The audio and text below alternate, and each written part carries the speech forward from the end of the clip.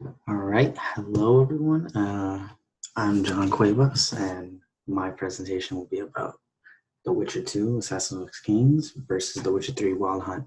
All in terms of my opinion, though. So I'm basically going to be talking about what game is my favorite and why it is the case. So everyone's entitled to their own opinion, whether or not they play these games, heard about them, or wish to play them. You can surmise your own opinion on this. Mine is not absolute. So moving on. So I'm gonna start off with The Witcher 2, and I'm gonna basically tell you about it. So the game itself is based on a linear gameplay style, and what that means is that, in comparison to other games which are like open world means very vast open spaces where you are free to explore and interact with the world itself. More linear games puts you in a confined path where you can't really get out of that path. So what you see is what you get in that time, in that area, wherever, as opposed to open world games where if you see something in the distance, you're most likely going to be able to go there, save for invisible walls and such.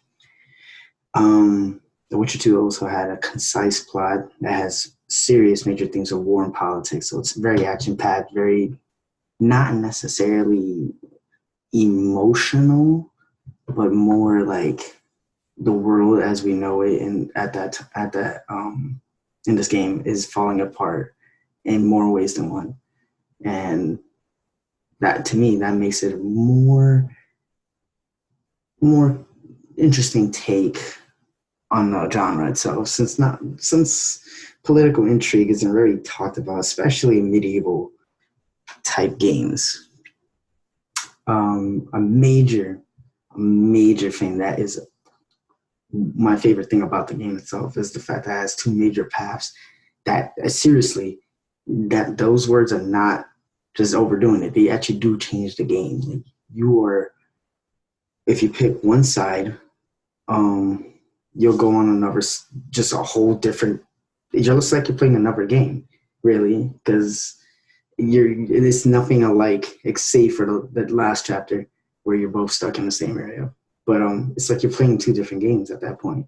Every choice after the first chapter is is different. There's nothing similar. You go to two different spaces with vastly different NPCs, characters, and such.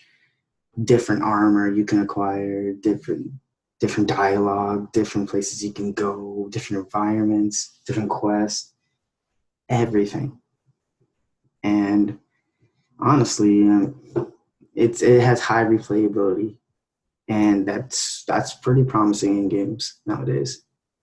Um, it's probably what leads into the fact that it has 16 different endings and about 26 to 32 hours of gameplay.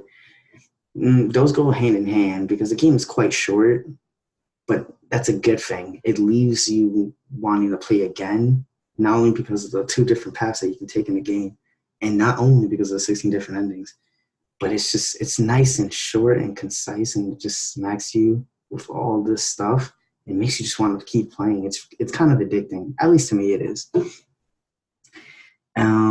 Just some random stuff, and it's won over 50 awards and accolades, which isn't a lie once you'll see the next slide. But it's pretty good for a game that came out in 2011 and wasn't very well known at the time by a lot of people. What the game does have, has a arena mode, dark mode, and insane mode. Those modes absolutely increase replay value more so than the endings and the two different paths do. Insane mode is, as the name implies, is practically insane. I never got to play it as I think it's a PC exclusive. But what it is like you can't die. Like if you die, the game is over. And I think you can only save 3 times in the entire game. So like if you die, it's over, no matter how far you are. So as the name implies, it's kind of insane. Dark mode is a very difficult mode, not as bad as insane mode, but it's really cool. As in, like every chapter you're in, You get the ability to craft some, I think, cursed armor sets. Yeah, I believe it's cursed armor sets that why they're like mega powerful, but they damage you if you don't wear the complete set, and also they make it harder for you to see. It makes the game harder but better at the same time. It's a cool mode. And arena mode, which is basically you fight all the monsters you find within the game in a like concise, in a small arena, and you just keep fighting for rewards up until you go tiers up. Like it's you're basically working your way up to higher monsters and more rewards. It's basically that stuff. And I think they port them to the single player, or I think it might just be a standalone. I'm not sure. But yeah, if it wasn't known, already, The Witcher 2 is my favorite of the series because it just I've played it so many times and I just know the game in and out that it's just really great because of all the things it has included, like the different endings, the two paths. Like I haven't seen that in games nowadays or back then either. But moving on. The Witcher 3. Now, this game is well known in comparison to The Witcher 2 because if you look to the bottom, it's a won over 800 awards and accolades, and that's not a joke.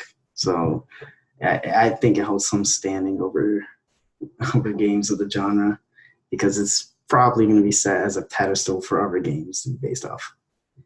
Unlike The Witcher 2, this game is an open world gameplay style, which isn't necessarily bad. So I don't want it to come off that way. I just prefer a linear game sometimes, but this game was done well in open world gameplay style, as there were a lot of things to do and a lot of quests, a lot of collectibles. So it was fun, but it drags on a bit once you play the game more than once. This is usually not a game you want to play more than once, to be honest.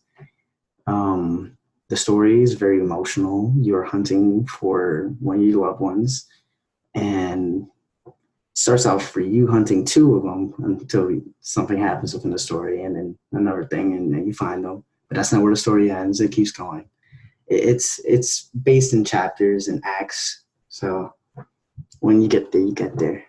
A key element is that war between the factions are at its peak. So if you didn't know, it's the war between Nilfgaard and Redania.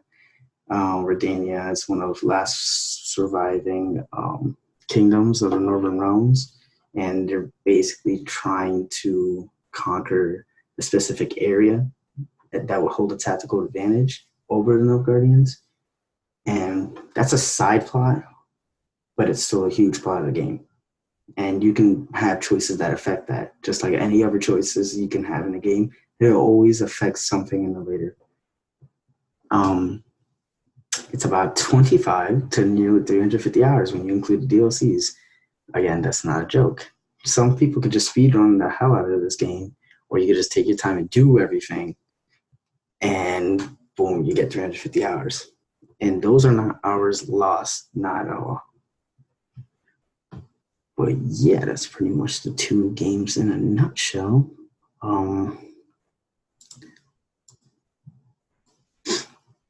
So The Witcher 2, in my opinion, holds over The Witcher 3 because of its gameplay style.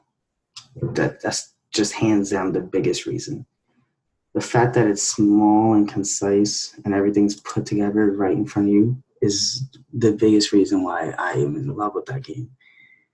The design makes it so that like characters you meet, locations you visit, weapons you gather, armor sets you gather, all mean more to you because they're only available at that moment, and they're only there too. So like characters you meet are gonna be written down in your memory at that point. Unlike The Witcher 3, where sure there are memorable characters, but there are a lot of in-between characters where you just don't know, you can't remember because there's just so many. And it's because of that some things falter, especially The Witcher 3 story, where urgency is a big thing.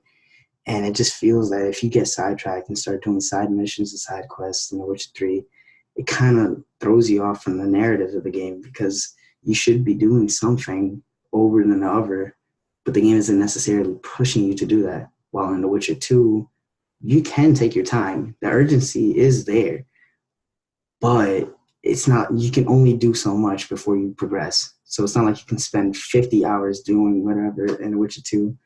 You literally only can do so much before you advance to the next area. And you never know when you do. But another thing is that, let's see.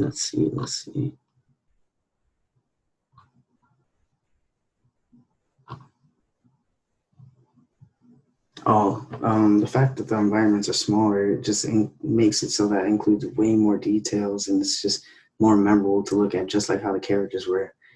And it just makes it more fun because it's not like it's not a drag to keep going and going and going like The Witcher 3 is with the open world. Sure, it's fun to explore and it's cool to see the new things, but at some points you'll realize some areas of the game are really empty because they can't just fill out everything in the world. And it just sucks. It's not fun to see that. While in The Witcher 2, the areas that you go in are small and concise, and the areas that are empty, I mean, there really aren't any. They're just places connected to other places, and that's really good, to be honest. Um, Plus, The Witcher 2 has a dragon, so that's pretty cool. But I'm just playing around. Um, but in my opinion, I feel like The Witcher 2 holds over The Witcher 3. If you're looking at it objectively and not biased, The Witcher 3 is obviously the better game. There's just no doubt about it. There's no contest. Everything has been done better over The Witcher 2. Everything. Everything. I'm just opinionated over the fact I've played both games multiple times, and I personally love The Witcher 2 more. But that's obviously just my opinion. You can surmise your own. But yeah, that's pretty much the end of my presentation. And yeah.